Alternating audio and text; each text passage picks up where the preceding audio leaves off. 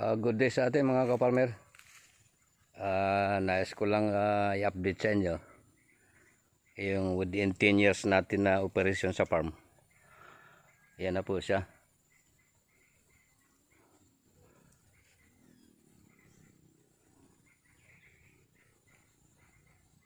Approximate nasa mga 10 hectares na po yung ating na-develop.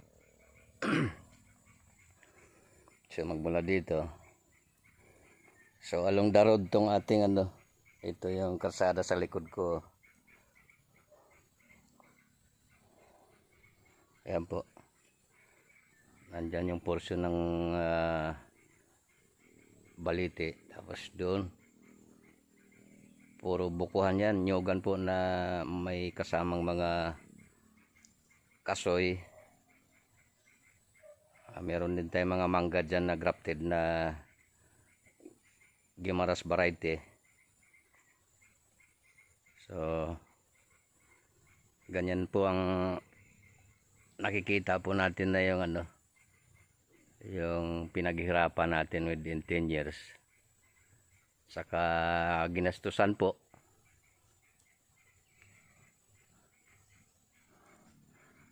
So nais ko lang ipakita sa inyo na very productive na siya ngayon.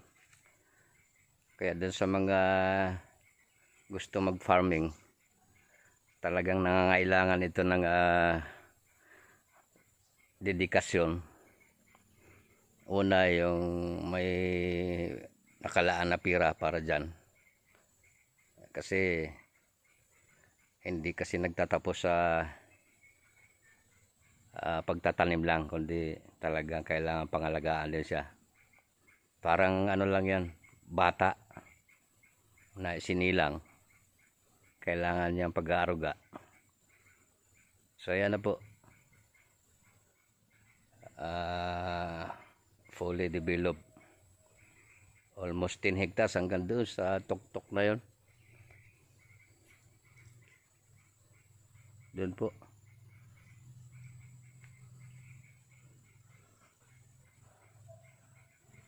So nasa 1,000 yung nyoga natin.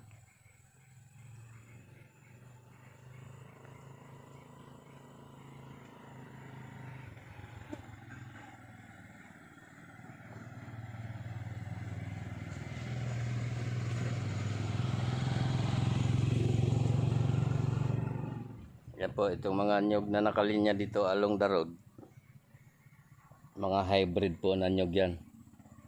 So malapit na ang mamumunga yan. Pero yung karamihan dyan may bunga na po yan. Kasalukuyang namumunga na talaga sila. So nakakatuwa yung achievements as farming operation. Nakikita po natin yung yung pagtsatsaga dyan. Nag-stay tayo ng 10 years. Kasi nabili po namin ito 2015. So 10 years na. Ngayong November, saktong 10 years na ako dyan. Dito sa farm na to. So yan mga kaparmer, yan lahat naman yan kaloob sa atin ng Panginoong Diyos.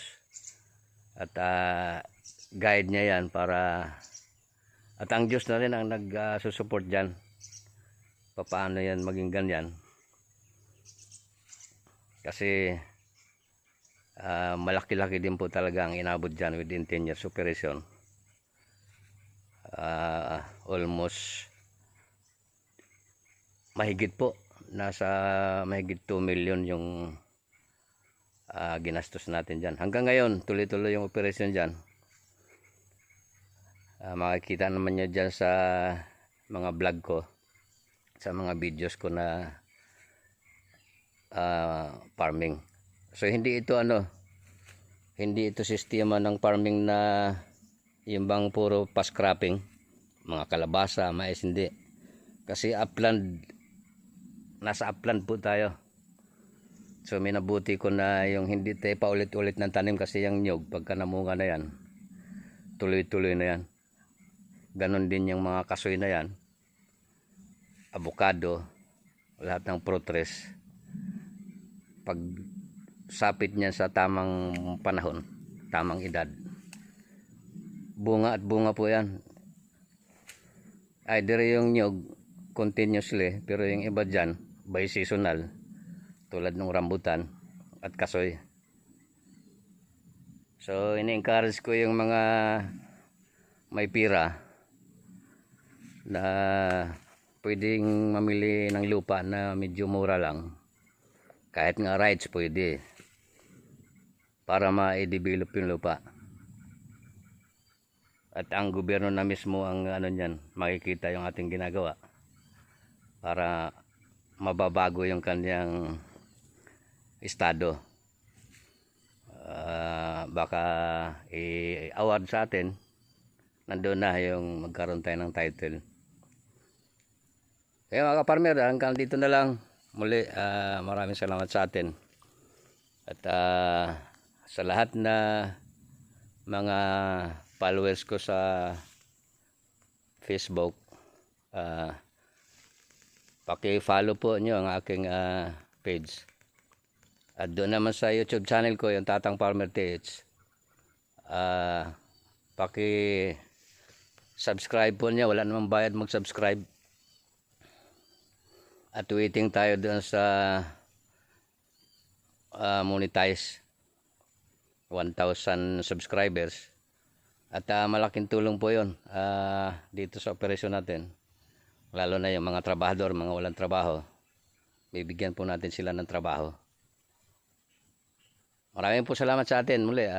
God bless sa atin lahat.